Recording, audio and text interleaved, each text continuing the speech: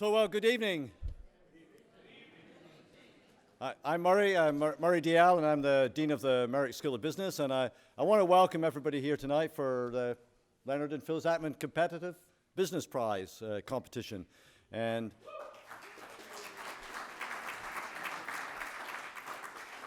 want to say a special also to, we've got several hundred people we're live streaming this now on Facebook. So wherever you are in the world, welcome to Baltimore. I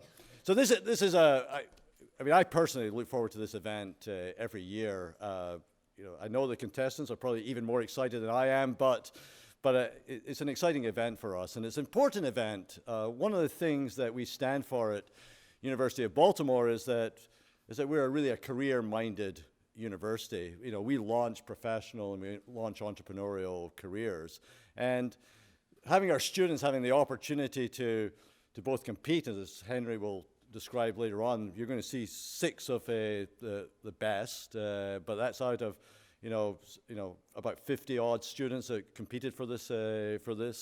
It's very important for them that they get the chance to try out their skills and expose their skills. And if some of you in the entrepreneurial community know that we've been very successful this year, our students who win this competition or compete in this competition go on to do very well in other competitions and raise money and actually are great business people. So it's very important for us.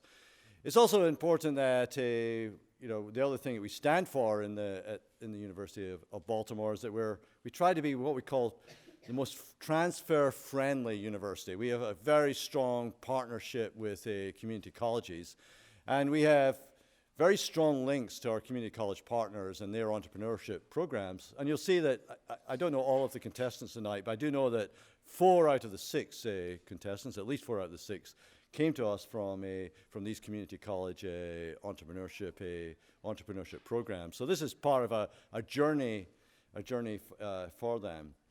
And the last thing is really important about the University of Baltimore, and why this competition is also important, is that we are the preeminent university in Maryland for educating working adults.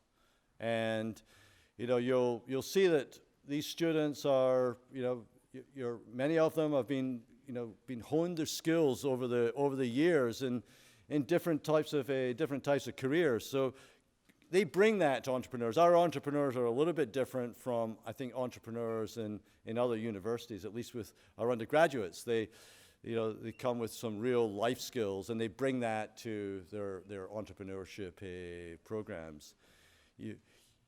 I always preach to the students that you come to the Merrick School to become something. You become a professional, and tonight we're actually celebrating the fact that they become entrepreneurs. So, Leonard and Phyllis, you do a great service for us by allowing us to have this competition with your name. And so I'm going to now hand this over to my boss and our president, President Schmoke, to make a welcome. Okay, thank you.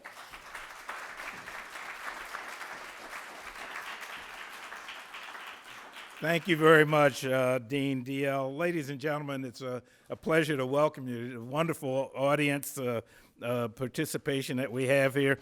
Allow me, first of all, to congratulate the participants for making it to the final round. It takes a lot of hard work and no small amount of drive and determination to get this far, and we should offer them, I guess, a round of applause. Well, when they come out, not now. Clearly, I want to offer my heartfelt thanks to Leonard and Phyllis Atman for creating this competitive business prize.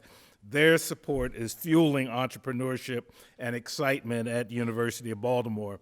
It's inspiring our students and recent alumni to take their young businesses to new levels. Some of you may know University of Baltimore was founded in 1925 by entrepreneurs for entrepreneurs. Philanthropic business leaders like the Atmans enable the university's Center for Entrepreneurship and Innovation to continue the great tradition started way back in 1925, a commitment to entrepreneurial excellence. These young students are very excited, some of them a bit nervous, but I know that they all are striving for higher heights. I appreciate the fact that tonight we have in our audience some of the people who've also served as mentors and guides for our students, continue to do a lot of work. So I'd appreciate it if some of our entrepreneurs in residence, the mentors, coaches who are affiliated with our Center for Entrepreneurship, if you could wave your hand, show, there you are, give them a round of applause. I appreciate it.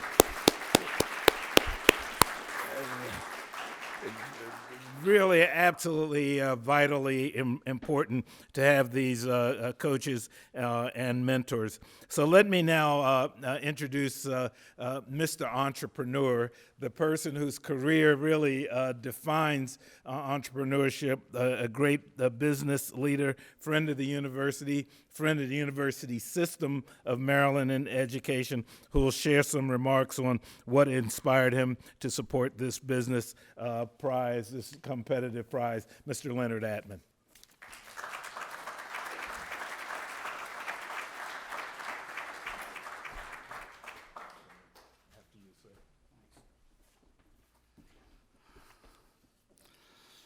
Thank you very much, President Schmoke, for your kind introduction and for your personal friendship to me, as well to our entire family, which goes back over a quarter of a century.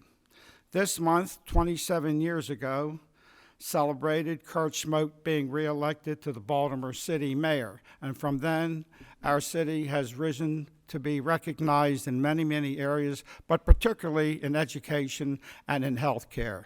Baltimore and Maryland are really very much appreciative of leadership like Kurt brings to us. And Kurt comes up with new ideas that we've discussed earlier about how things should go better in Baltimore City. I back up everything that he has said so far from our point of view and from our family's point of view, so I hope it does become a success. How fortunate we are to have him back at university for the presidency. Special thanks to Dean Murray Dalzell, J.C. Weiss, and Henry Mortimer for organizing this competitive prize event. Also, I want to introduce and thank my wife Phyllis for her support to the University of Baltimore's event and for being here and encouraging our families to be judges as well as herself. Phyllis, thanks. A few other introductions. My daughter, Wendy Levitas, is a graduate of University of Maryland, Vice President of Atman Properties. Also, Rebecca Steller, who's Director of our Marketing and Advertising for A&G Management, and who's got quite a big responsibility besides being the mother of 3 sons, my 3 sons, she calls them. And she has the responsibilities of servicing 3,000 apartments in 14 communities and models for advertising our communities. Rebecca is also a graduate of Elon University. Jonathan Harry Atman, Director of Acquisitions for Atman Holdings for the multifamilies, land, commercial entities, and anything else that he can dream up as a young man to bring to us for have to invest in. He's also a graduate of Alabama. Every day I get in the morning, roll tide, and that's what I have to do. And he also has a master's degree in business and real estate from Johns Hopkins. These judges represent a new generation of businesses and newest in media devices and experience. While our family is known for starting up businesses in food, real estate development, and healthcare, I still declare that my most brilliant achievement was to persuade my wife of almost 66 years to marry me. From there, it has been a great ride, and I thank her a million for putting me in this position. And now, I wish the presenters good luck. Thanks for participating. Let the presentations begin. I've met them all at a previous meeting, and I'm as excited as you all are to wait to hear what they have to present. They're all a wonderful group of people. Let's give them all a warm welcome.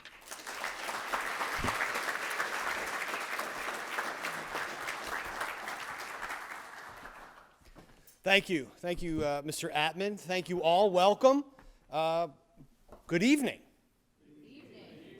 This is an interactive event, I should let you all know. So don't be shy about clapping and cheering as the night goes on. In fact, I just want to reiterate what everybody said so far. Let's give these 6+ participants another round of applause.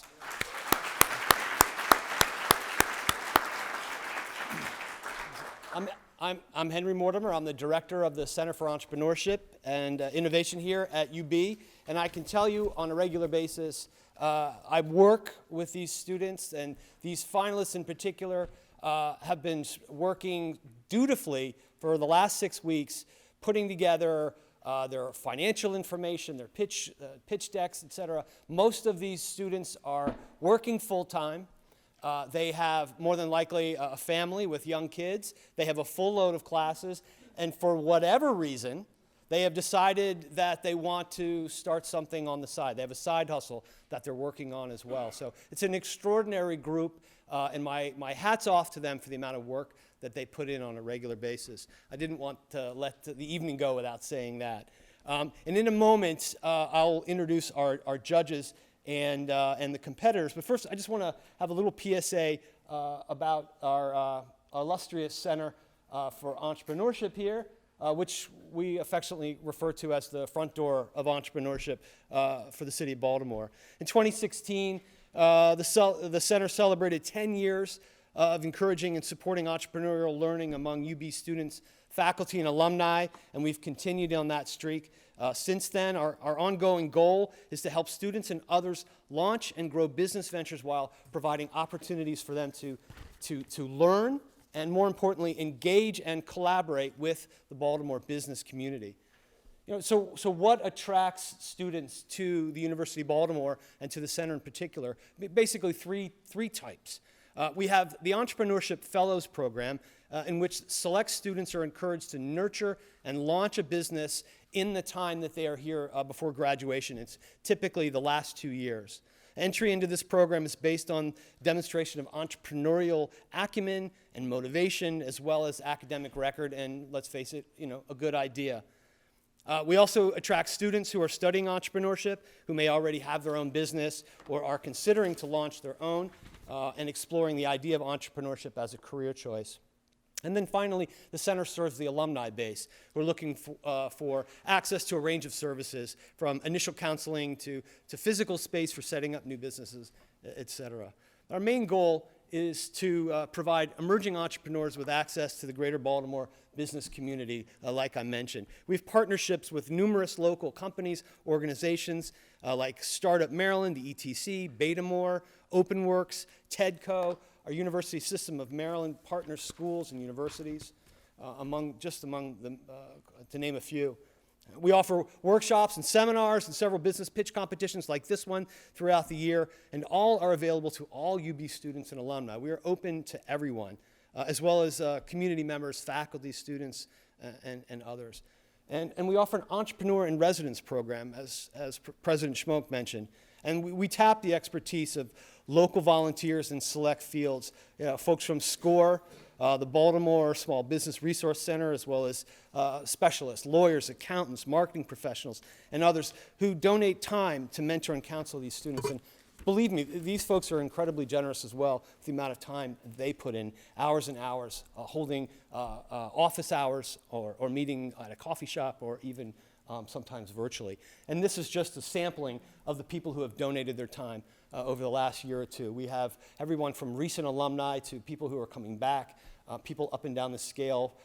We have venture capitalists who pitch in, as well as people who have run multiple businesses. We are actually in a new space tonight. Typically, we have had this event next door in the Business Center, but tonight we're here, so I don't have the ability to say where we are located, but believe me, we're next door in the Merrick School of Business building, and we offer essentially a co-working space. We have open desks. We have our own kitchen, bathroom, private office space. We have a 3D printer. Digital recording studio, copier, so basically everything you would need to launch and grow your business. It's sort of an incubator, if you will, modeled after the spaces in Baltimore like Baltimore and ETC. We really want to give the students an idea, of what's coming next. And ultimately what we're doing is serving as a bridge, right? We're complementary to the classroom. So we allow them to gain real-world experience as well as applied learning to what they're finding in the classroom. So, enough of that. Enough about us. Enough about me. On with the show. One thing I do want to mention tonight, another thing we're doing differently, as our crowd favorite ballot, which is $750, not too shabby. The voting for that is online. So if you pull out your phone, go to whatever internet server you have, Google, whatever it is, type in slido.com, keyword Atman, and it'll allow you to vote only once, but you can vote for your favorite tonight as we progress. I would like to take a moment to thank and introduce our judges, as well as personally thank the bevy of students who are here tirelessly helping me put on an event like this. In front here, as we learned a little while ago, we have the folks from the Atman family. We have Leonard and Phyllis and his 3 grandchildren. And then also joining us, what's that? I'm sorry. But if I'm young enough. There you go. And next to them, we have Laura Azam, who's the executive director of Baltimore, Mark Kaplan, president of the Time Group on the end, and Dan Morrison, founding partner, Jacob William Advisory. Well, thank you all for all of your time that you put in before this and what we'll put you through tonight. But I promise you, you all are in for a treat. The rules of the competition, real quickly. Oops, went ahead of myself there. Anyway, the rules of the competition are pretty simple. Each of the 6 finalists have 5 minutes to present their ideas to the judges, and they will appear as listed in your program. And then the judges have 5 minutes per presenter to ask questions. So it's essentially 10 minutes per presentation. And then the judges evaluate these finalists according to several categories, including, is the business idea clear, logical, original, with purpose and vision? Is the target audience clearly identified in the market, competitive landscape? Is that identified? And does the product or service have a competitive advantage? Is this a sustainable business? All right, so that's what we'll do. I'll keep time, let everybody know where we are. And I do, again, want to mention that audience members, you play a role in this. And again, I encourage you to cheer, be loud, clap.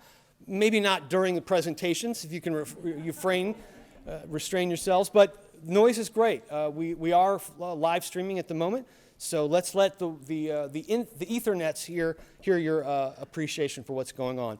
One more quick thing before we begin. I'd like to invite Jason Tagler, founder and creator of Pitch Creator, to come up to, he's going to award the first prize of the evening. This is sort of like the Polar Express, right? The first gift of Christmas. Jason, thank you. Henry. All right.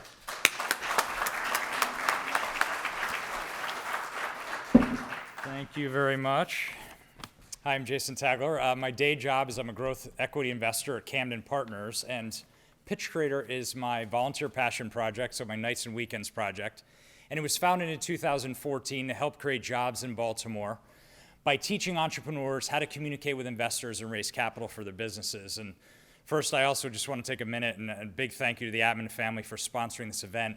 We work with a lot of colleges and universities, multiple states now, which I'm excited about. And one thing we've really seen is how important these pitch events are in terms of creating the catalyst for the entrepreneurs to try, fail, learn, and repeat while they're in school, and how important that is. And we think it's really correlated to long-term success in entrepreneurship. So on behalf of Pitch Creator and the team, my thanks to you for making this, not only doing this event, but making it an annual event, because the consistency of that is also very important as well. And second, big thank you to University of Baltimore, the administration, all the instructors and people here.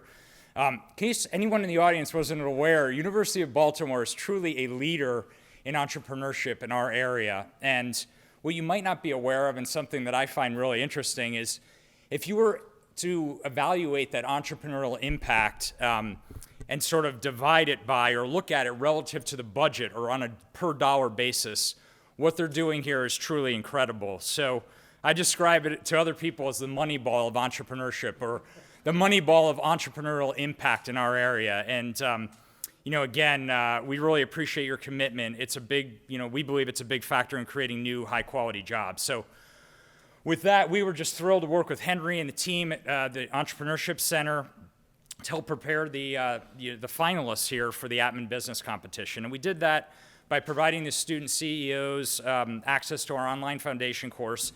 It's designed to be used in conjunction with a mentor coach. And that mentor coach provides feedback on drafts as the CEO or the entrepreneur progresses through the templates in the course. And we call these coaching loops. And they allow the student to try, fail, learn, and repeat multiple times while they're in the course. So while they're doing that with the mentor and the coach rather than doing it in front of the investors, or in this case, the judges. And that really gives them a chance to build confidence, improves their learning outcomes, and really improve, hopefully, their chances of success on the big day, which is today. And there's one other thing that's important about this, which is relevant, is the coaches that use the course, and it could be anyone, but in this case, the coaches who use this course, they can, in those coaching loops, they can actually score the student entrepreneurs, not give them a grade, but really a relative improvement score. It helps them focus on the areas that they need to improve. So we have 8 learning objectives, and if you're coaching 5 or 6 different students at the same time, it gets a little confusing. So it helps them kind of keep track where the entrepreneur needs to improve. However, we can aggregate that data and show the relative improvement over the whole program. Last year when we did that, we saw a 64% improvement in learning objectives for the student entrepreneurs. We just got the data today. This year, I'm really excited. You're going to see it's over 100% improvement. So we're really thrilled about that. And the finalists this year received mentoring and coaching in 2 ways, through the mentors and the coaches at UB Entrepreneurship Center, but also Pitch Creator provided one-on-one coaching as well. Ron Stubblefield, who's here today, and many of you know is the assistant director at the ETC, led the Pitch Creator, the coaching on behalf of Pitch Creator. So he worked one-on-one with the finalists in providing feedback on those multiple coaching loops as the students progressed through the course over about 6 to 8 weeks. He also scored the students on their relative improvement, so that's how we got those scores that I mentioned earlier. At Pitch Creator, we believe that grit, persistence, and hustle are highly correlated to long-term success in entrepreneurship, and we want to encourage that hustle and to recognize the entrepreneur who made the most improvement during that pitch coaching process with Ron. So we're sponsoring, again this year, the Pitch Creator Hustle Award, which is in the form of $500 in this jar in cash. So this award can be used tonight to celebrate, with your friends and hydrate the hustle. It can be used for the business, but we really hope it gets used for celebrating for your accomplishments and encourage you to keep with it and stay at it. So without further ado, the winner of this year's Pitch Creator Hustle Award and $500 in cash in a jar, which is encouraging you to hydrate the hustle, is Ms. Nakia Madison.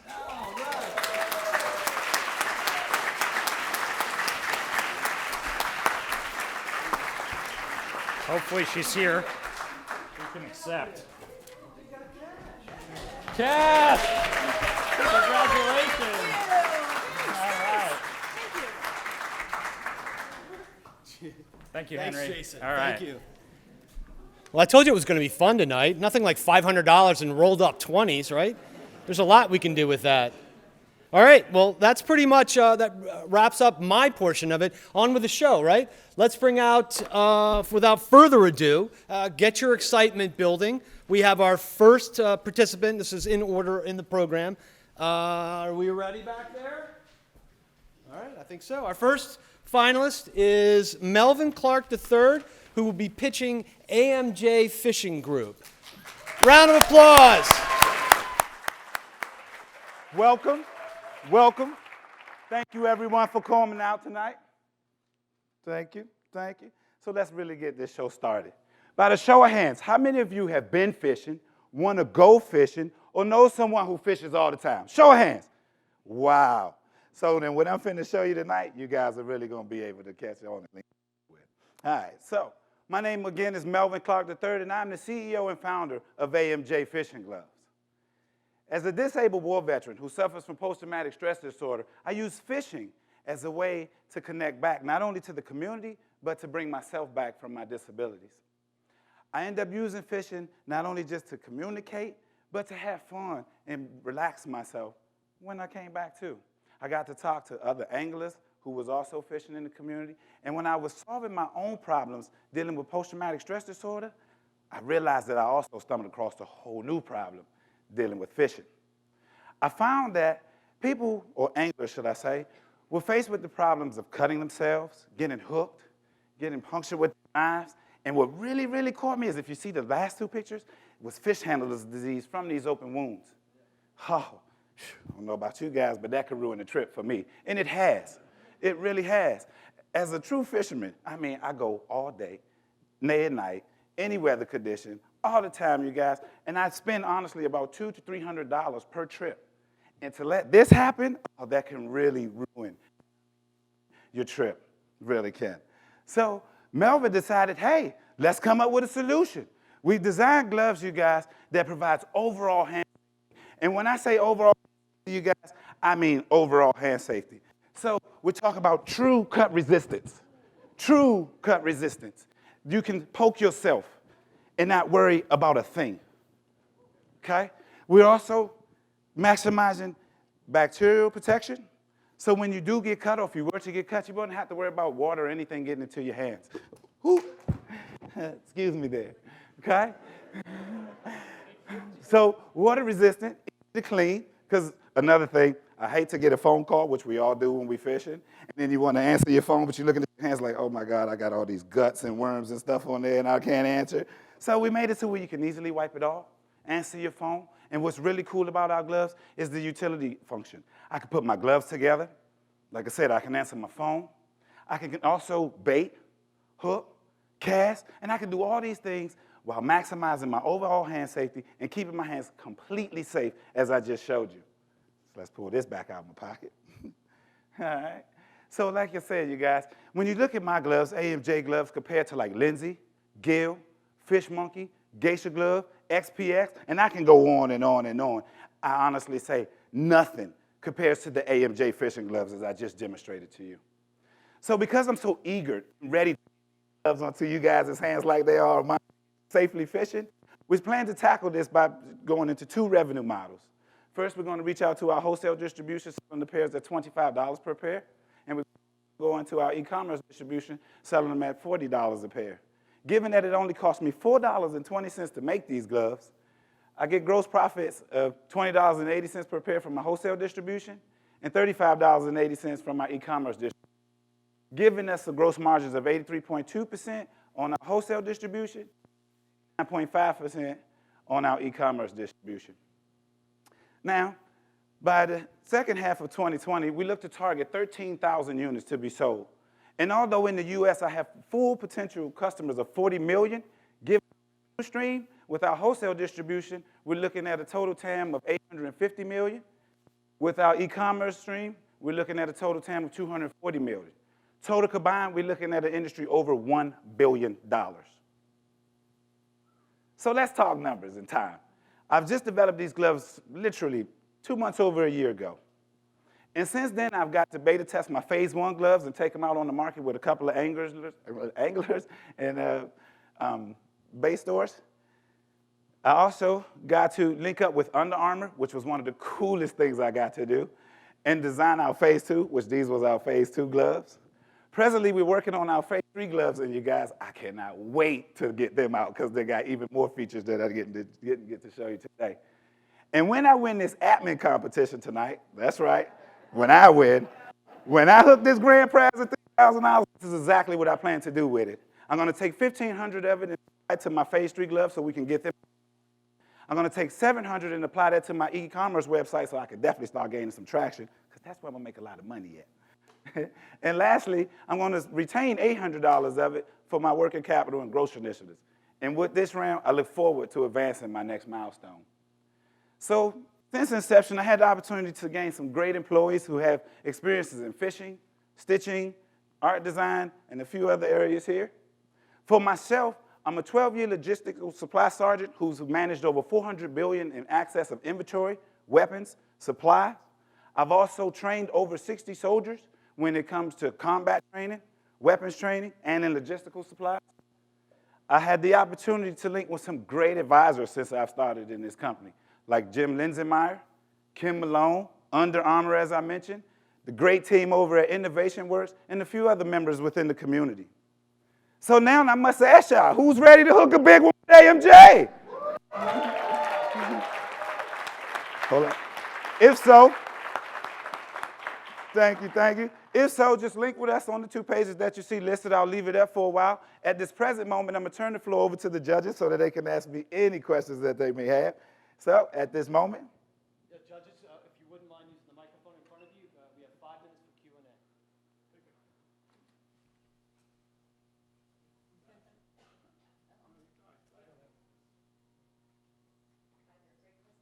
Thank you, ma'am.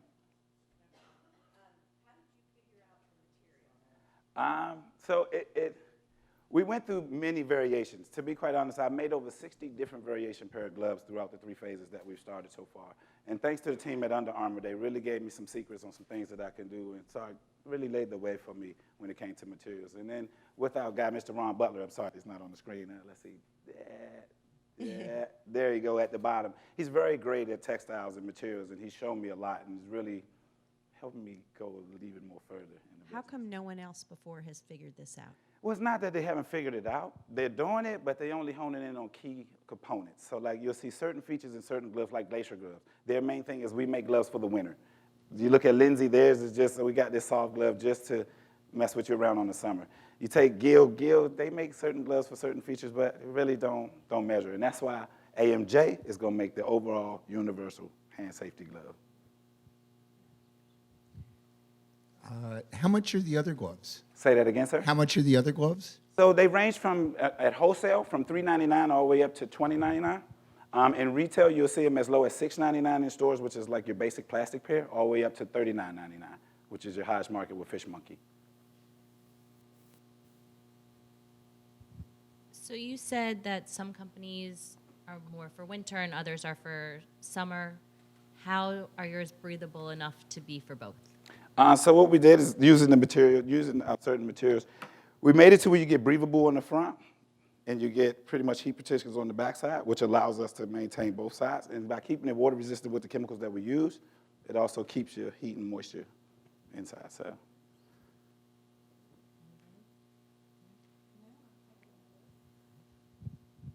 How many have you sold so far? Presently, man, we haven't sold any. We've just been developing them and constantly developing them, so I haven't really released them out to the market. But so far, out of what we beta tested, I have people ready to purchase. I just haven't been ready to sell. Have you done any branding and marketing yet? I haven't done no brand and marketing, only because we're still in our research and development phase. And then how do you plan to market them when you're ready to go? So far, I'm on a couple of social media platforms, and I follow a lot of big fishing organizations like Fishing Maryland Online and the other few ones. And so far, I've been showing them like what we're doing and getting them, bringing them to my page so they get some traction. And then from there, we're just going to roll them out to the fans that's already following us within our tribe. How have you financed it so far? So far, I've already won one competition, and I've been bootstrapping it myself. Presently, right now, we have about a little over $6,000 saved to start launching off. With no Awesome. debt. Congratulations. Thank you, ma'am. So thank you, ladies and gentlemen, and enjoy the show. Oh, you want to leave it up here? Okay.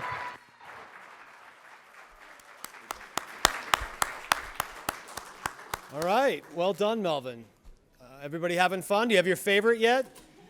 Might be too soon. Don't forget, it's an online vote this year for favorite. So I will next invite out Sherry Haynes, who will be presenting eSure. Sherry, round of applause for Sherry to bring her out.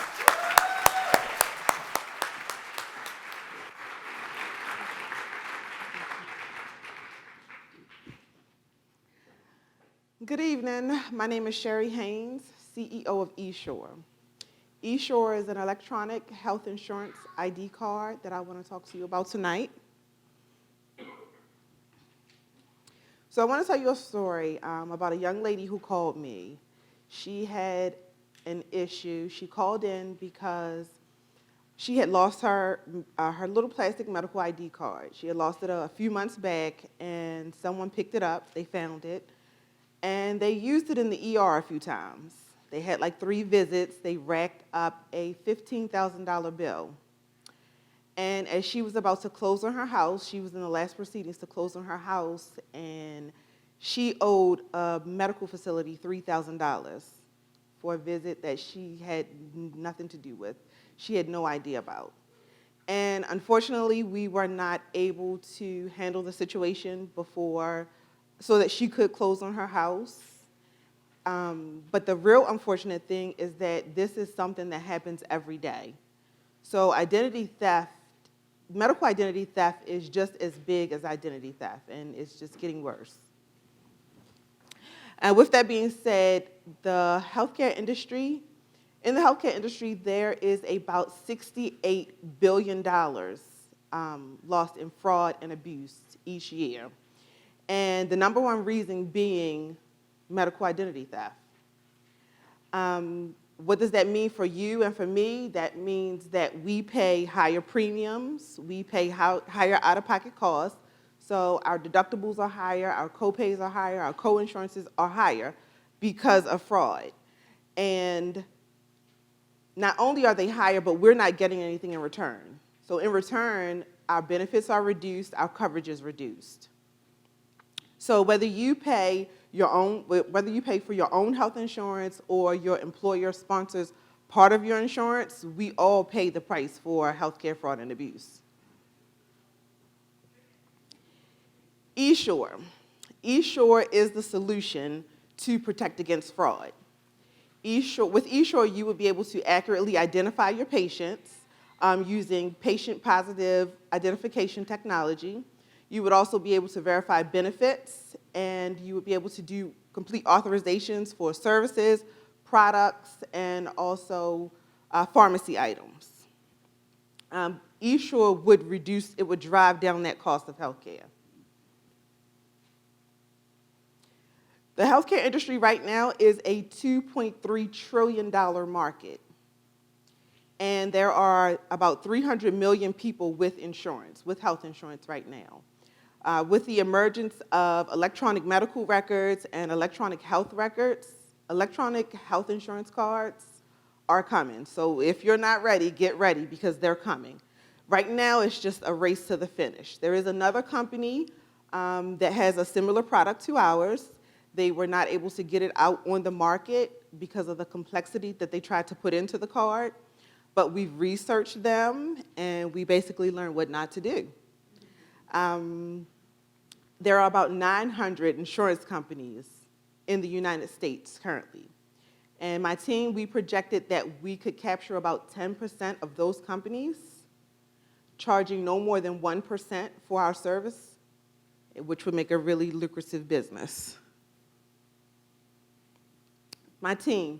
This is my team, and myself, like I mentioned, CEO, and I have had over 20 years experience in healthcare. So I have seen my ups, the downs, I've seen a lot of it. In addition, I have managed multiple policies and procedures, doing streamlined strategy. Sherry Freeman, who is my COO, has 22 plus years in operations management. She is extremely efficient. She is detail-oriented. She keeps us in line. And Jumoke Gayeme, who is my CMO, he has 17 plus years in marketing and advertising. Not only is he well-established, but he has also had previous business ventures that he's been very prosperous in. So we are looking for $450,000 to start our business. This will be for startup costs, office space, it will be for office equipment, key staff people that we need. We need a financial officer. We also are looking for an IT firm to help us with finishing the development of our product and also to do testing. With that being said, we all know that with technology is about timing and position. And right now, we are at the head of the curve. Like I said, it is a race to the finish. My team is experienced, we are enthusiastic, we are ready. We are focused on an object. We're focused on this goal. And we want you to be sure with eSure.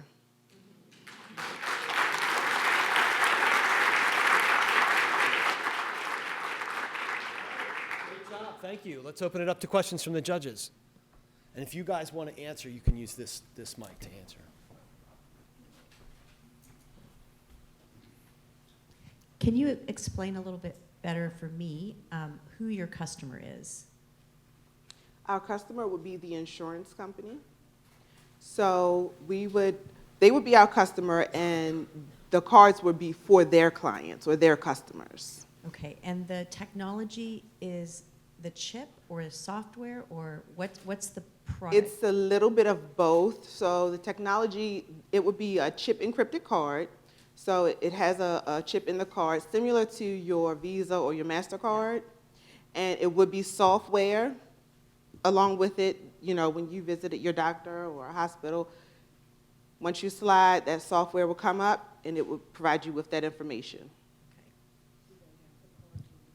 So it would require not just the chip in the card, but also the ability to read the information out of the card, whether it be from do you anticipate seeing that's going to be from a fixed or a hardware machine that would read it versus a computer software program on a computer in the office? That's a great question. Currently, the way we have it developed, it will use existing hardware in a facility. So the regular credit card reader that you put in, you enter your PIN. So that would provide a photo on the card, would provide the positive patient identification. You would then put your secure PIN in.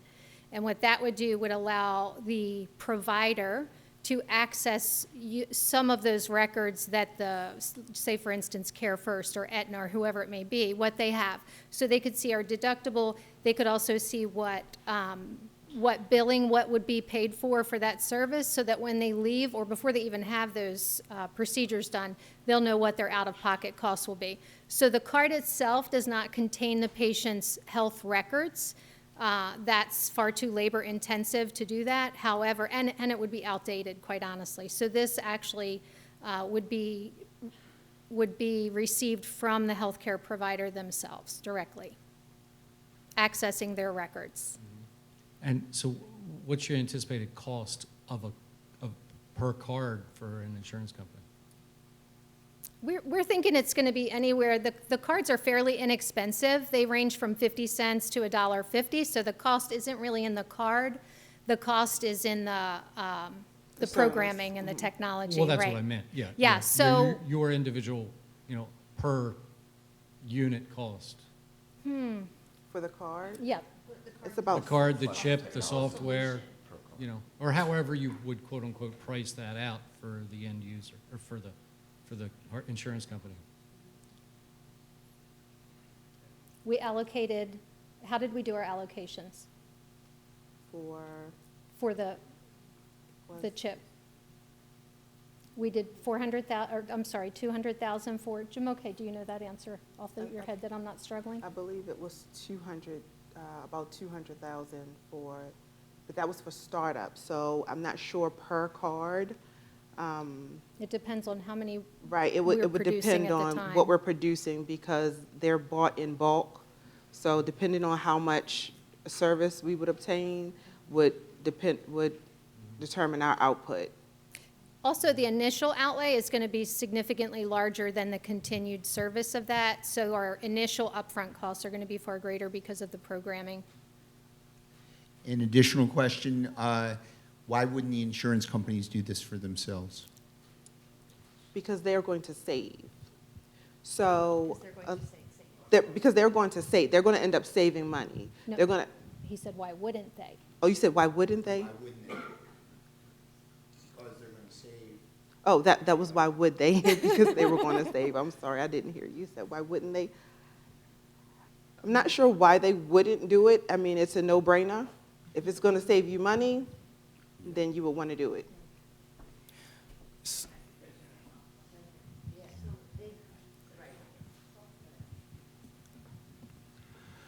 The card is primarily to be sold to vendors, not to the individual person.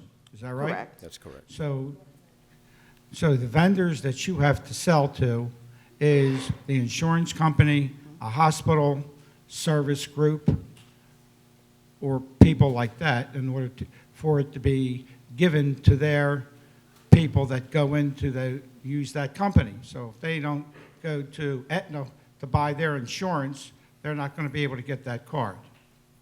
Correct. So you have to sell it to those vendors. Yes. All right. Have you been to any insurance companies to see if they were interested to talk to? I actually spoke with Mr. Sandy Walters with Kelly Benefits. He's pretty experienced in the insurance field. He actually had gone with an idea similar to the University of Maryland with a similar product.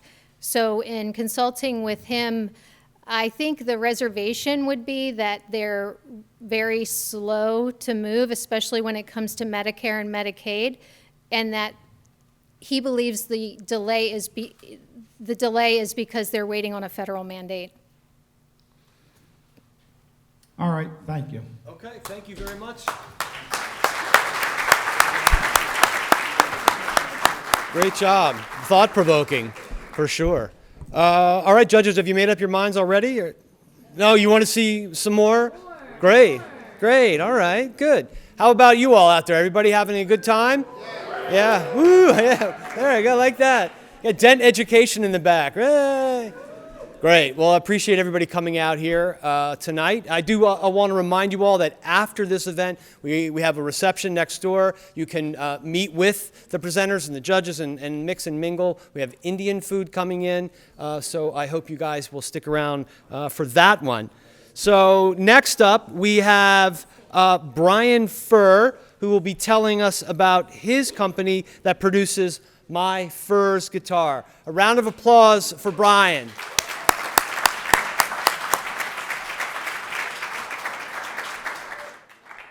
How's everyone doing?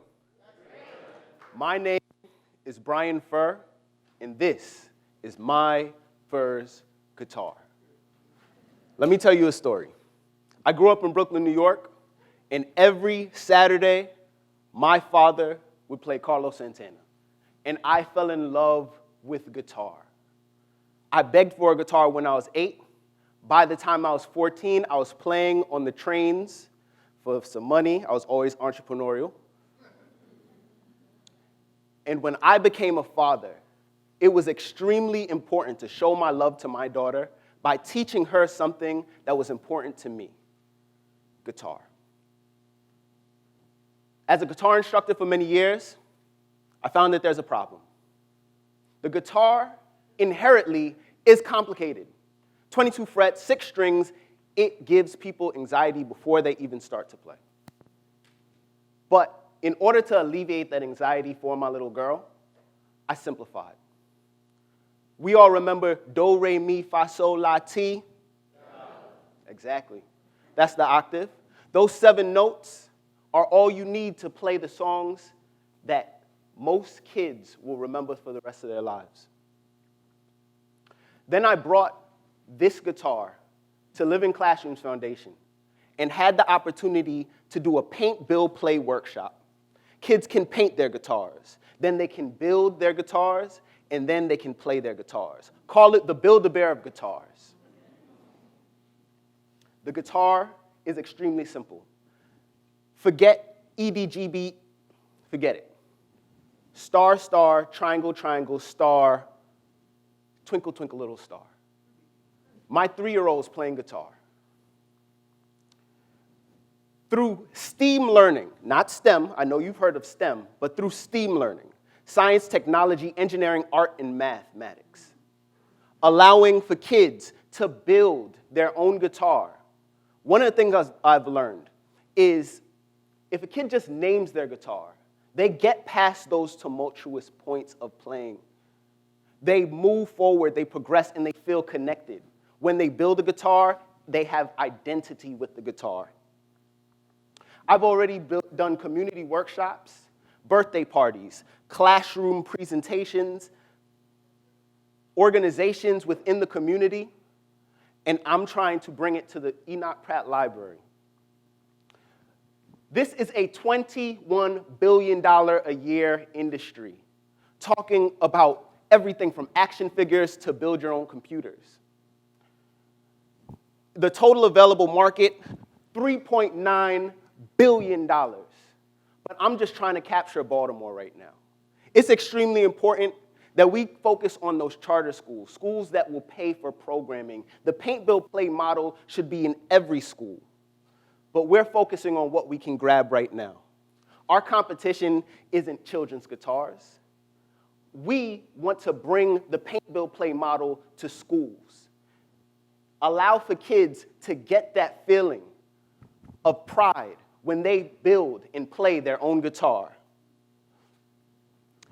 Right now, we may be focusing on schools, but our goal is to take our IP, our intellectual property, and manufacture on a larger scale and get this program into schools across the United States, getting more of that $3.9 billion. If we just hit 1% of that, we will meet our 3-year goal. And that is why I want to talk to you. Because we're only building, with labor included, at $52 a guitar. And the actual program per student is $170, offering us to have profits, and we're trying to build with 2.5% increase each year. These are median numbers, but in order to do it within Baltimore, we have to focus on schools and bring the students something that they're going to really appreciate and build the tribe. If we win admin, this is going back into marketing materials. So we can go and push for our key partners to endorse and feel the love that they have with My First Guitar. They feel it. I hope you feel it. This is My First Guitar. I'm Brian Furr, and I appreciate you guys for listening.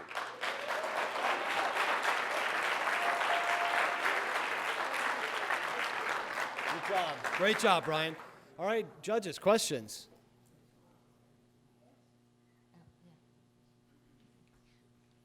I have two questions. First, how much is you said you did birthday parties? Yes. How much is a birthday party and for how many children? That's a great question. Just because. So. No. I'm good. I'm done. Birthdays are done in my house right now. So my goal is base orders of 5 guitars. Okay. With 5 guitars at $170 per for the program for a birthday party. It makes it relatively inexpensive to give the child an experience for their birthday, something that they'll remember. So it's $170 per child. $170 for the instruction per child, and that includes the guitar and the instructor, the paint, build, and play. Okay, so what if also people hear about your product? Yes. And they just want you to create it and get it for them, like you see guitars online? Well, that's a great question. I think it's important to capture as many people as possible, but right now, my goal and focus is to capture the students in schools. So I'm not focusing on the one-to-one, but more building community workshops and programming. And have you spoken to any schools? So I currently teach out of Living Classrooms Foundation, and the Children's Bookstore on Harford Road, there will be programming all of December. Okay, thank you. Thank you. Could you play something for us on there? Absolutely. Does that mic work right there? All right.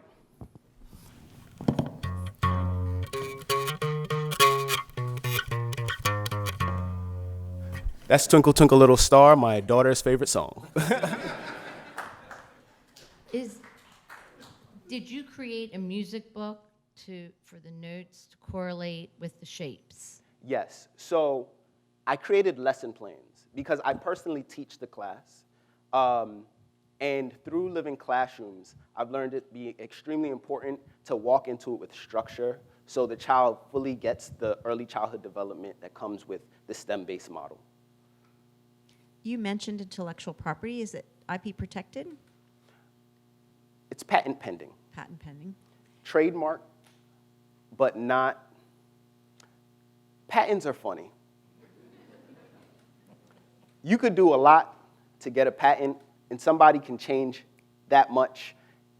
And the R&D that goes into these guitars, each time I do a workshop, I do surveys, and the kids give me feedback. This guitar has changed 18 times since I started. Can you share what your current revenues are? Yes. So with the Living Classrooms Foundation, we charged for 6 months of programming, roughly $2,500, and that included the guitars. We have not yet started the December workshops, but I'm trying to capitalize off of the current holiday season. And this is a new company, so we have not, these are the first 2 workshops that we've actually developed. The one last year, the company was not built out yet, but we charged $1,700 for that program. And it was a different guitar completely. Do you have other people that can teach the class? Yes, so my goal is to get people on board so they can instruct, so we can do more workshops. Because the goal right now for next year is 35 guitars a month, roughly 3 or 4 schools, 3 or 4 workshops each month. And we want to grow by 2.5% each year. Since it sounds like the schools are your initial customers, are they used to this type of model for drum sets or pianos or any other musical instruments? So the new wave in education is STEM-based learning. For early childhood development centers, STEM-based learning, building computers, building robots, building sometimes musical instruments, not often, is the new wave because it includes multiple areas of education in a fun manner. I hope I answered your question. Not exactly. But mind? on the music, so if a school wants to present a music program, yes, and instruments that would come to mind would be a piano or a drum set or even a guitar or saxophone, what are they used to paying for? I just don't know. What is the typical structure? So typically, music programs would purchase the instruments ahead, and then they'd have an instructor that each year comes in and teaches the same instrument. The STEM-based model, which I don't know if I answered before, the STEM-based model is that the kids actually take home what they build. So if they were building robots, it would be their robot. So each year, they're actually purchasing new guitars and kits for the students of that cycle. Thank you guys for your time. Have a wonderful night. So we're only halfway through, and I don't know about you, but I'm ready to go fishing, right? Find a way to protect my health insurance and get some party favors or something. And in fact, well, as I mentioned before, a lot of these folks will be available out in the lobby afterwards. You can meet with them, maybe get on their list to buy their product as it's coming out. I also wanted to mention that some of I had said before the integration with the community. Brian has worked at not only with Living Classrooms, we have a relationship with, but also at OpenWorks, where he's been manufacturing those guitar and some of the plastic components he was making in our 3D printer in the center itself. And as Melvin indicated too, he's got some great he's putting his fingers into many pies, I guess. I don't know, bad metaphor. Out there trying to grow his business. So as I said, halfway, we have 3 more. Next up, I would like to actually also want to point out Devontae Jones and Dexter Carr. We have multiple schools involved here this year too. As you can see, Devontae is currently earning his JD here at UB. So without further ado, Mr. Jones and Mr. Carr for G Haven Esports Bar and Arena. A round of applause.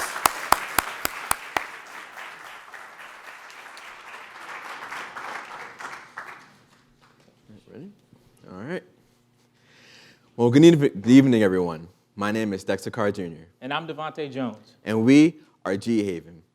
We are an organization built by gamers for gamers, with the sole mission of uplifting the gaming community through our mantra of building camaraderie through competition. Now, in the gaming community, there's an underlying problem. That problem is isolation and loneliness. Now, since the advent of online gaming, more and more people have been intertwined in their rooms. They play games online. They're becoming hermits, and it's affecting people's mental health. Now, case in point, Etika. This young man, Etika, was at the top of the YouTube world. He had over 1.4 million views on his combined videos and had over 145 million views on all of his videos combined, with 1.4 million subscribers to those videos. Now, how could this young man with $1.4 million viewers on his videos have all those eyes on him and still feel isolated and alone to the point where he takes his life in June? It's because there's a problem in gaming. Now, how do we solve that problem? And the solution is to create a gamer's haven, a G haven, a home away from home, a social setting where there is none or very few and far between for individuals who relate to video gaming, to relive the olden times where before there was online gaming, you would go to your friend's house, eat out all the food in their fridge, and as well just get together, play games, and have fun. Now, G-Haven we're not a healthcare provider in the sense of we're not a clinic. We are a business, and the way our business works is we charge $25 of a flat fee for what you would access tournament entry, the foods at all of our events, whether or not that's on our mobile tour or on our pop-up events and our brick and mortar stores, and we charge for entry into our tournaments, where we have pay-to-play tournaments at all the events we host, where you can earn up to $300 depending on your skill level and whether or not you win our tournaments. So the gaming industry is huge. There's over 164 million potential adult gamers in America alone. So our business brand, we want to scale it up, make it huge, and we want to go after that $4.1 billion market that's right for the taking. Now, before we can scale it up, we need to prove that it works. So we've chosen to scale it down in our mobile tournament tour. It's a 12-month program which every month we'll be holding mobile tours. So instead of having a place where people will come to us, we bring the space to you. And one of the biggest things to take from this, the mindset that we have, is more so the scaled down version, roughly about $50,000 needed to cover everything. And what that cost covers is if you have to take everything out of pocket. So we were able to get the potential partnerships or sponsors to cut down some of the cost. We would then be able to cover all of that out of pocket for the 12-month period. And as a result, one of our goals is to be able to service 20,000 to 2,100 individuals. And with that, at $25 per head, we would not only be able to make back the $50,000, but then on top of that, more so, giving us a profit margin of 8%, which is a little bit higher than the restaurant standard of 3 to 5, but not too high, which is the highest was 50%. So we've chosen a very conservative, moderate number. Now, speaking of our mobile tournament tour, at the beginning of the upcoming year, we have several events planned and we already have booked. So in the local area, we have 2 events. We have our first event at Anymore. That services about 1,500 people. It's an anime convention starting in January. In February, Dexter and I are Penn Staters, so we're going back to our alma mater to service the people at Thon. We're going to have our first annual ThonCon. We're going to donate a part of the proceeds to the 4 Diamonds Fund to combat pediatric cancer. EnvyCon is a partnership that we have with the Prince George's Community College Anime and Gaming Club that looks to hope to grow locally. And then our largest event is AutoCon. It comes to Baltimore every year. It services over 30,000 people, and we hope to have our biggest turnout there. Devonta and I both have the skills in order to make this happen. I have from a background not just in being able to run an organization, but being taught by CEOs and CFOs directly the mindset of what's to have. Devonta Jones have had time experience managing multiple different restaurants and service industries.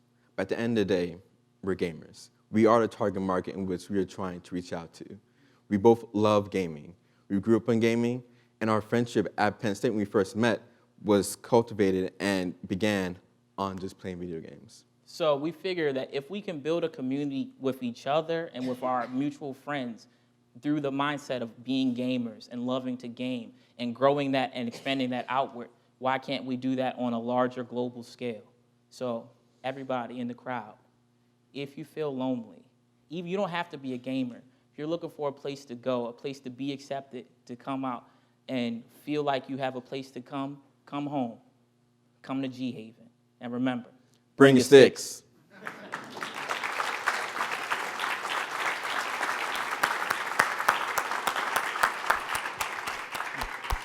Great job, gentlemen. Questions? Thank you. Yeah. Dan? So help me understand a little bit more about location. So it's not a brick and mortar, I'm going to pick a place on Falls Road or somewhere down here on Charles Street and hang a sign out.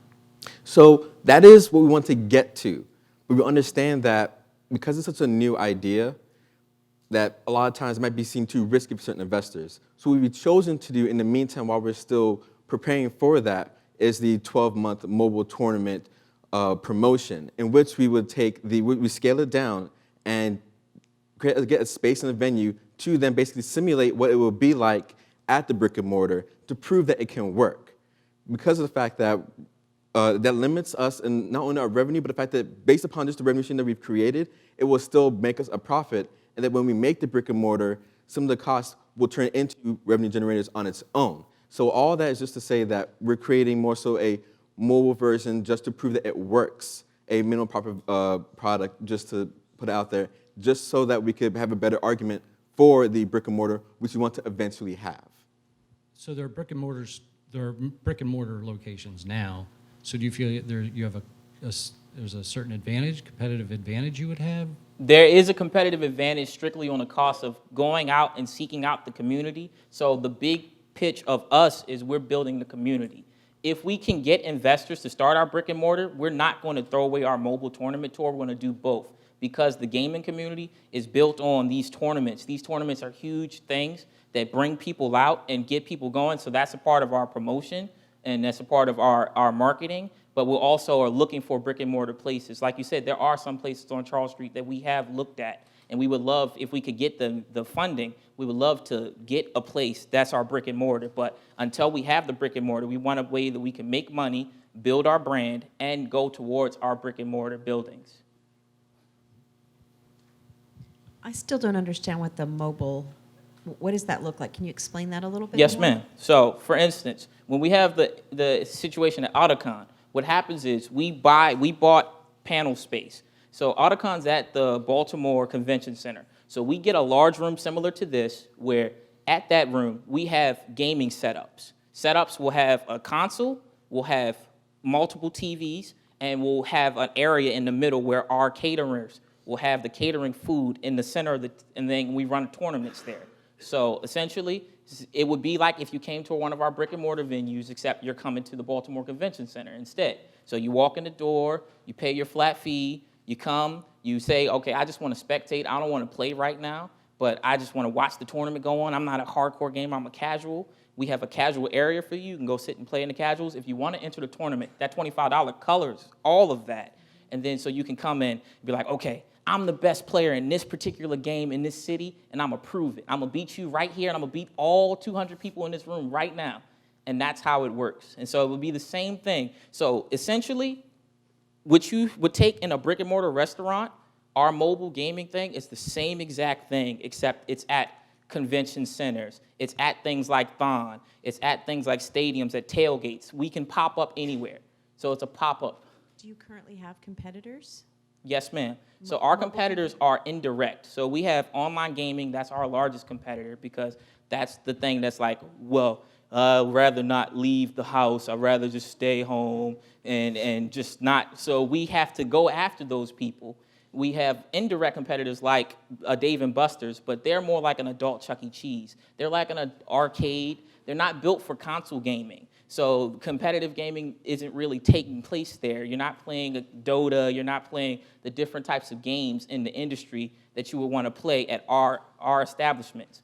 And then when we have in the area, there's a place called Xanadu's in Laurel Park, which they have tournament gaming, but they don't provide food. They don't do the things that we do. We encompass everything. So we not only service the casual gamer, we take care of fans of esports themselves. We take care of people who just love a good time and good food. So we take care of everything. Have you done one of these yet? One of these mobile? We plan to start in January. And how do you get the word out to let people know that you're coming to town? So we have multiple venues. So some of our selling points is we would use our social media to contact the gaming community as a whole. And so Twitch is, for example, already a platform where multiple gamers already stream, already connect with each other. And so we're planning to, on top of having our own, which is another revenue stream which we have, to use that to communicate with the community as well as through YouTube and for podcasts as well. yes, we have our Bring Your Sticks podcast where we discuss all the latest greats in gaming. We talk about the tournaments that we will be hosting ourselves. We talk about the events and what happened at our tournaments and at the tournaments of people we are affiliated with. Like, for instance, at this university, I'm personally affiliated with the Level Advancement Bureau, which is our game club here. I've been working hand in hand with them, learning how they run tournaments and everything like that. And those guys are teaching me, and we're building a platform where we would like to work with them as well and get the word out. They're teaching us how Twitch works and just to expand the brand and network gamer to gamer and just go from there. Great. All right. Well done, gentlemen. Thank you. Thank you very much. Thank you. So I'm going to nominate another prize tonight, and I'd like you to second it. Best Dressed Presenters. I think we have a winner, don't you? It's excellent. All right, so you guys have already seen a glimpse of the grit and determination for this next presenter, but now you get to see what the fuss was all about, I suppose. I'd like to welcome out here Nikia Madison, who is founder of Safe Plate Grocery. Nikia?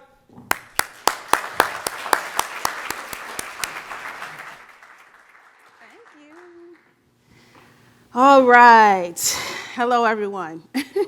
My name is Nikia Madison, and I am the founder of Safe Plate Grocery, formerly known as Common Allergies, as you see from your brochures. And basically, it is a mini grocery store that will sell a wide variety of allergy-free products. Well, the top 8. So it'll be primarily free of all or most of the top 8 food allergens. And we also hope to serve as a resource for the community in order to raise awareness about food allergies and help support the food allergen community. A little bit about myself. So I'm a student here at the university. I have, hello, Royal. I have I have a extensive background in management, retail management, specifically convenience stores. And I also, the most important thing, the reason why I'm here tonight and the reason why it's so important to me is my 6-year-old son, who is in the audience, Royal. He suffers from a peanut allergy. And he also suffers from he's like hypersensitive to like every food on the list that I just showed you. So I'm very familiar with, the challenges that come along with managing food allergies. Basically, I run into 2 big things, lack of awareness and accessibility. So, for instance, the other night I went to order some food, and I asked the same question I always ask. I'm like, does the food contain peanuts? Is there any possibility for cross-contamination? The young lady responds, well, you got blah, blah, blah, so those things aren't made with peanuts. You should be fine. Click, I hang up. I don't order from there. Another thing I run into is when I go grocery shopping, it takes forever. And it's extremely stressful because I have to go to multiple stores, like 4 or 5 stores, to find a variety of products. And also, in each one of those stores, everything's everywhere. It's all spread out. So it takes forever, especially when I'm shopping with the little one. Safe Play aims to remedy that by providing access to common the allergy-free foods. Sorry, allergy-friendly foods, guys. And basically, we want to set it up so that it's accessible.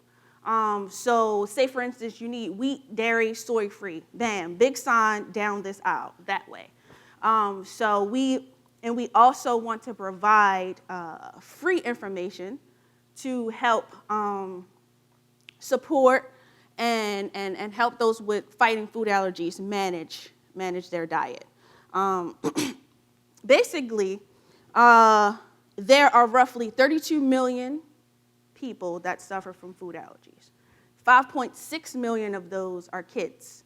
So if we were able to target 5.6 million of those kids, well, the caregivers, and they came into our store and once a month bought 20 items, then we stand to make roughly $6.2 billion.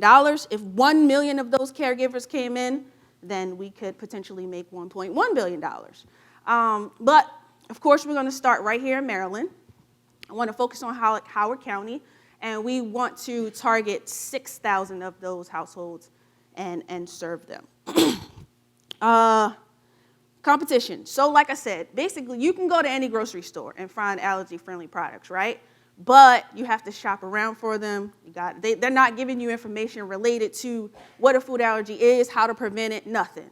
And also, they are, well, essentially they're just not allergy food friendly. You know, you got to shop around. Like I said, it's tough for a parent like me. What Safe Play aims to do is remedy that. We want to ease that shopping experience a little bit more. Things will be organized according to food allergen groups, so allergen food groups. And that's pretty much what we aim to do. Aside from building a community, we want to make it more of a family type of environment.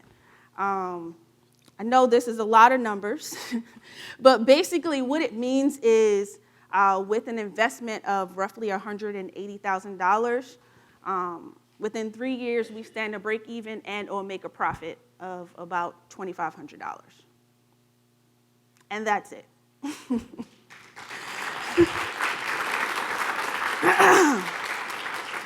job. Oh, I'll keep that. Thank you. I'll keep that. Open it up for questions? Yes. Judges have any questions? Lots of questions? Too Little, many questions? No, a little bit of questions. How have you spoken to any stores and they're willing to make a section for the food? You know, I thought about that. No, I haven't. But I was hoping that if I get this off the ground, maybe a bigger food chain would approach me and say, hey, we want you to bring this model into our store or something to that effect. But no, I haven't asked anyone just yet. Or even, as you say, it's hard to get out. Mm-hmm. I get that. Mm-hmm. Anytime to get to the store, and even like Amazon is food now. Right. Have you thought about online? I maybe do shopping going online too. Right, but have you thought about taking this more as an online approach and approaching it that way? Not really, because I'm really big on providing that experience, but I'm not opposed to it. I'm in the very early stages of this idea, so I'm still open to changes. So then my last question, sorry. Have you gone into any of the schools and thought about speaking to PTAs? Yep. Just as I know, like, people do that with books for allergies. So that is the ultimate goal, to advocate to get these schools to be like mostly nut and peanut free for the most part. I did start with the PTA, but it was mostly to try to get some feedback in reference to, you know, how many parents are in the PTA that have kids that have food allergies, and would a place like that be something that they would appreciate and shop at? So I think that I'm not sure how that part will work, but that is an ultimate goal of mine. Yes. Thank you. So your goal is not to be a full-service grocery store.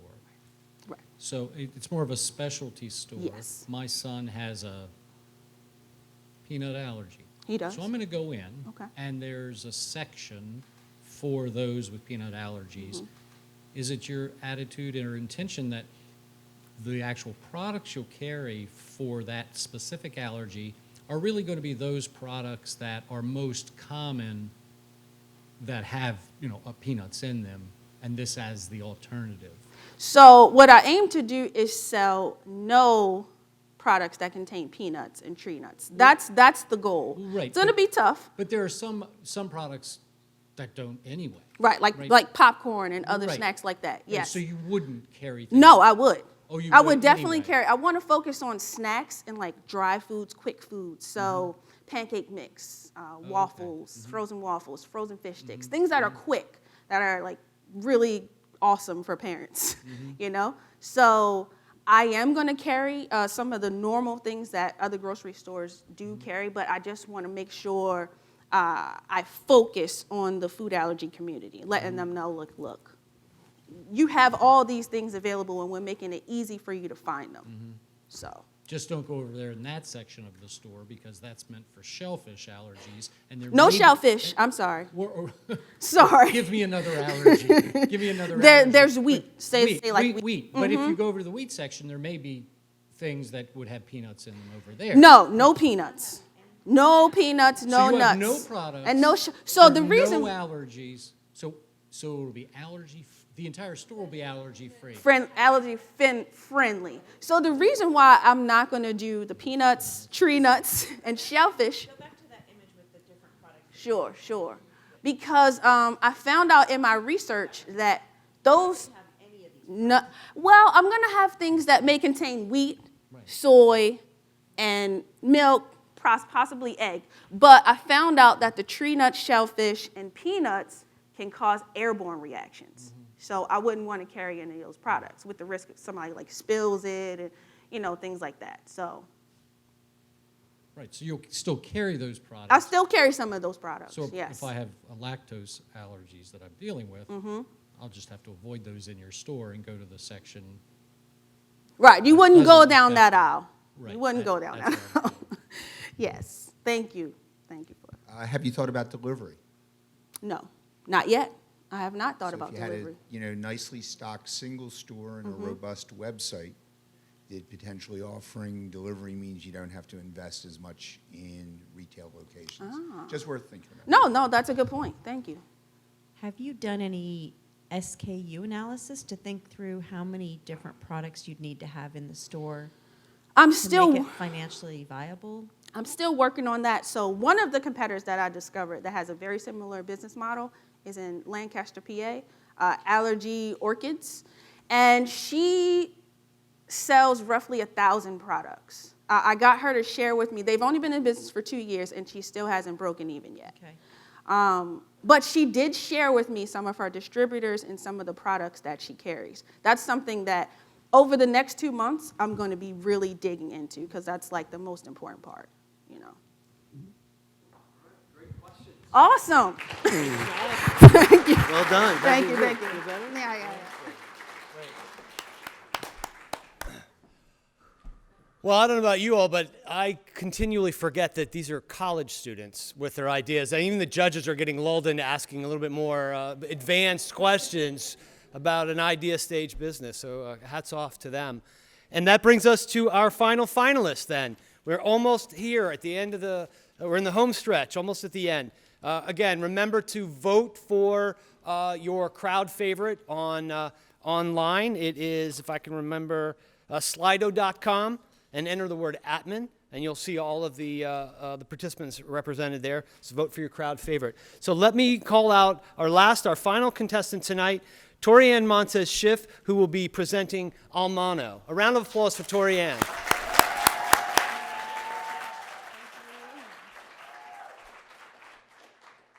Okay, how's everyone doing tonight? Awesome, glad to hear it.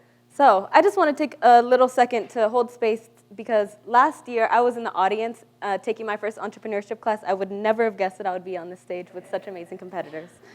So jumping in, how many artists do I have here in the audience tonight? Okay, how many art lovers or collectors do I have? Okay, keep your hands up really quick. How many people have found it easy to buy and sell artwork? Okay, that's what I was expecting. So as an artist, I know how hard it is to get your good to the consumer. You have basically two routes, online services or a physical location. But it doesn't get simpler from here. There's a lot of hidden fees as well as revenue streams that can be hard to keep track of as an artist. So I have a simple solution for you today. I would like to Also, a lot of time and money wasted on the consumer having to research, order, and wait for those goods to arrive. So today I'm introducing Almano. Almano is a seasonal subscription box with handmade goods from local artists. We work directly with the artists to bring these goods directly to your doorstep. The name Almano is comprised of two words, alma and mano, soul and hand. Together, these words build the foundation of our business. So what we do, we work directly with artists to co-curate a selection of handmade goods that nourish and delight the senses, and we deliver these goods directly to your doorstep on a recurring basis. A little bit about me. I'm an artist from LA. I came out here to Baltimore to attend MICA, where I studied sculpture for 2 years before transferring to UB. Here, I'm exploring the intersection of art and business. I also do a lot of community organizing, including the Women's Circle, and I see some members out here, which is awesome. And so we actually came up with the idea for Almano because we wanted to have a platform to be able to support artists like us. So what's in the box? You'll receive handmade goods such as jewelry, soaps, herbal tinctures, and different goods that can be gateways to handmade goods or herbal products as well. Our market here in Maryland, we're marketing primarily to millennial women, of which there are 420,000. If we can capture just 10% of that market with the $10,000 from our soft launch, that would be $420 million just here in Maryland.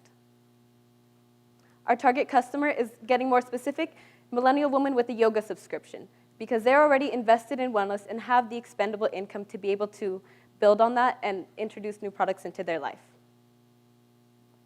As you probably know, yoga is a very lucrative industry which centers the experience as well as the community behind it.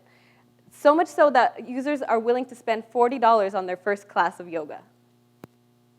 In terms of my competition, I have no direct competitors selling artwork as a subscription box. My indirect competitors don't have as much availability, and they also don't offer subscription services currently.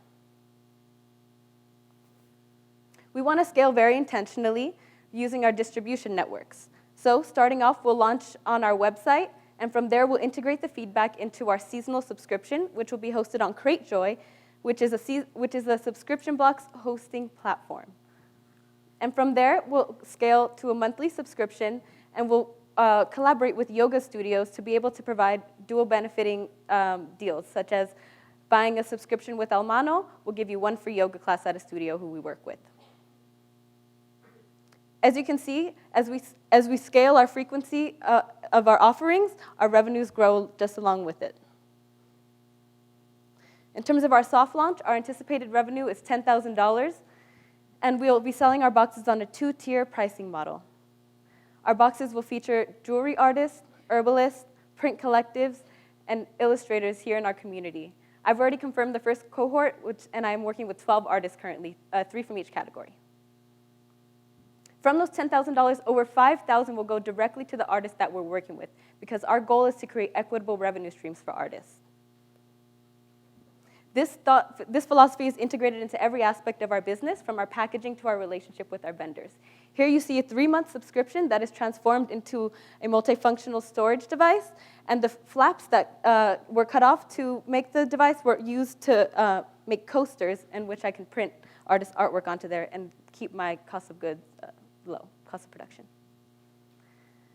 And so, but in order to achieve these collective goals, I need your help. I'm only one person, and as I've explained through my presentation, it's a lot to expect from one person to be able to be successful. So we need to invest in a logistics and communication strategist, as well as the legal and licensing fees associated with selling other people's work.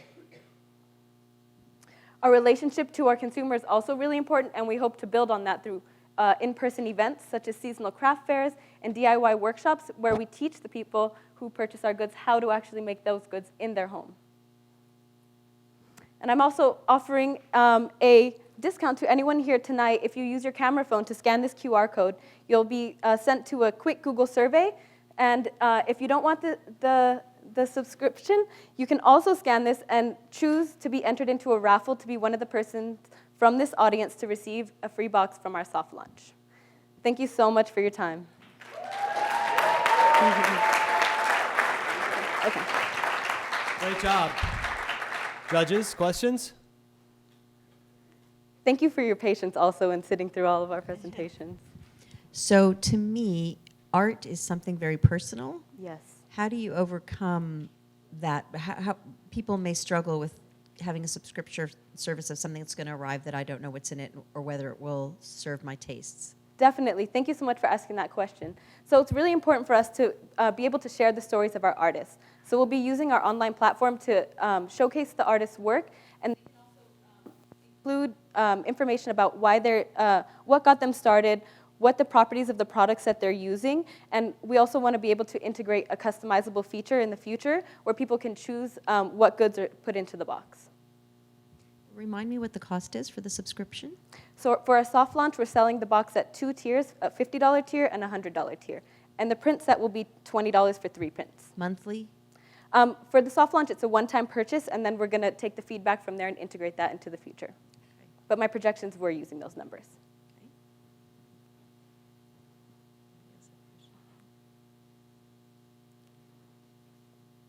Come on. We gotta have more questions than that. I subscribe, I buy it, it's mine. Yes. I don't have a choice to see what's in the box, decide whether I want it, and So, send it back. like I said, we want to be able to share the stories of the artists, so that would be part of our marketing. Before the box is sold, you'll be able to see whose work is being featured. And in the future boxes, I would like to add a customizable feature, because that is a big feedback point that I got. Yeah, I'm having trouble with the business model. Okay. Just in terms of not knowing what's coming. So if you know the company Hungry Harvest? Yes. So with Hungry Harvest, you have the ability to say what I absolutely don't like. Right. And so in this case, I have no way of saying what I absolutely don't like. Okay. And because art is so, it's not tangible like fruit and vegetables. Right.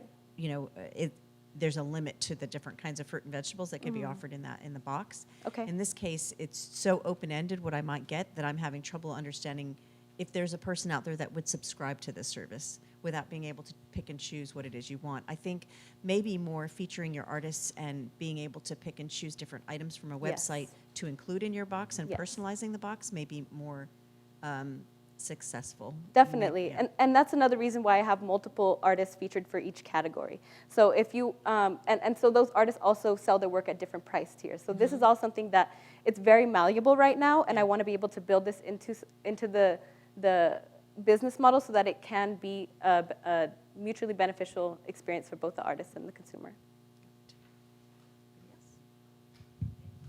Thank you. Any questions? No? Great. Okay.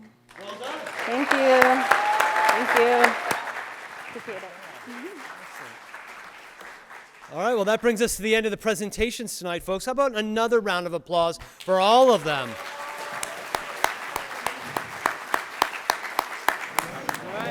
All right, ladies and gentlemen, can I have your attention? We have some announcements to make. We have some winners to announce and some big checks to hand out. Turn the mic over to Dean DeLeo for a quick thank you. All right, no? Well, I'd like to welcome everybody to the reception. Thank you for your participation in the event. I thought it was an outstanding event. Let's give all our participants a great hand.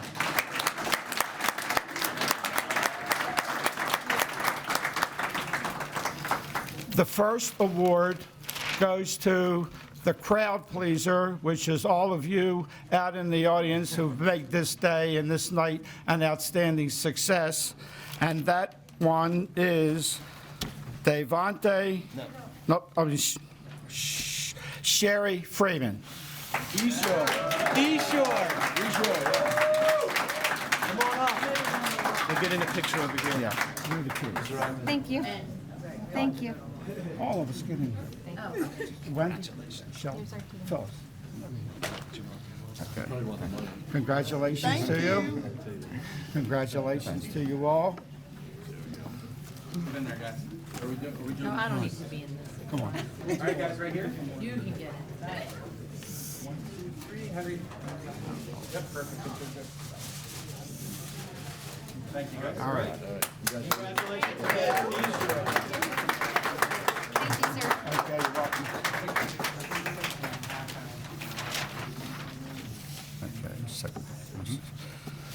the second place award from all of the judges, and it was very difficult. Nobody wanted to leave because we all were, trying to vacillate to try to see what we can do to make everything fair as we could. And the second place award goes to Devontae Jones and Dexter Carr.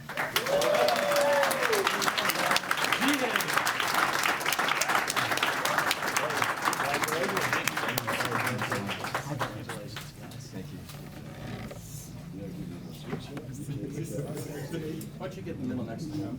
Oh, right here. Yeah, that's fine. Henry, you want to get close, nice and close there? Nice and close.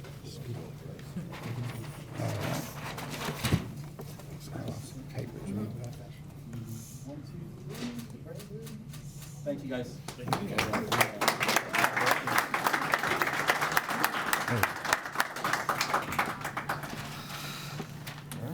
And first, but not last or least, the winner of tonight's award goes to Melvin Clark.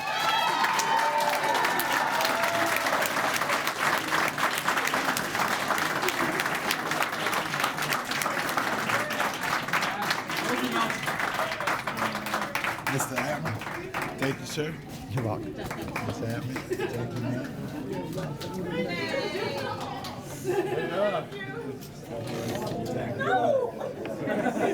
Guys, nice and close. Nice and close. There we go. Perfect. Mom, get in there. Are you sure? Go on, come on. Get in Come on, Mom. Go ahead, Mom. Go ahead. Right behind. Right next to you. Sorry.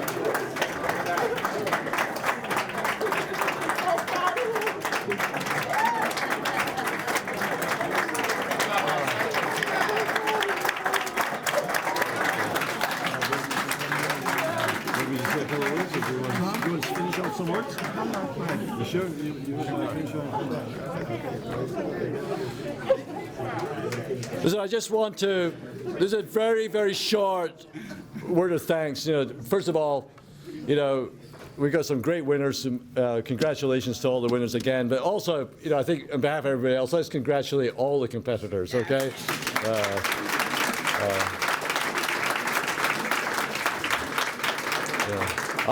I personally learned a lot, so I really, really appreciate it. It was great, exciting. Couldn't have been possible without the really generosity but also huge involvement of Leonard and Phyllis Atman. So thanks again for that. Yeah. Great friends of the school. And again, thank you to all our judges, the Atman family, and all of you for participating. Thank you.